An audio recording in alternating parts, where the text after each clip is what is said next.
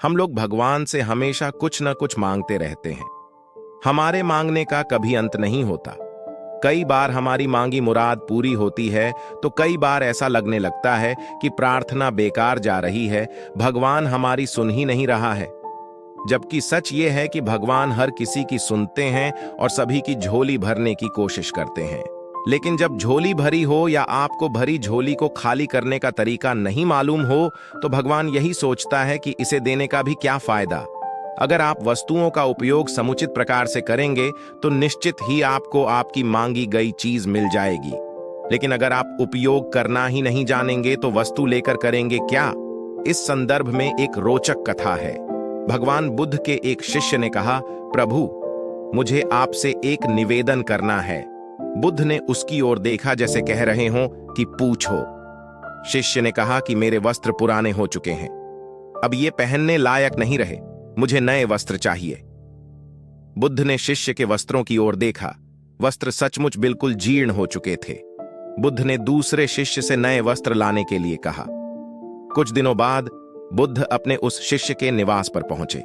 कुशलक्षेम के बाद उन्होंने पूछा, तुम्हें और कुछ तो नहीं चाहिए?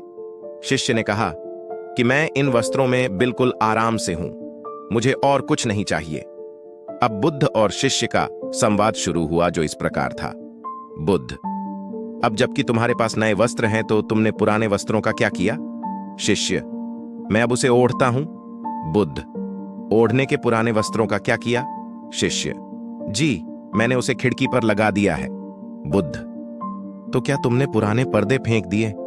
शिष्य, जी नहीं, मैंने उसके 4 टुकड़े किए। रसोई में उनका इस्तेमाल चूल्हे पर से गर्म पतीलों को उतारने के लिए करता हूं। बुद्ध, तो फिर रसोई के पुराने कपड़ों का क्या किया? शिष्य, अब मैं उन्हें रसोई साफ करने के लिए प्रयोग करूंगा। बुद्ध, तो रसोई के पुराने वस्त्रों का क्या किया?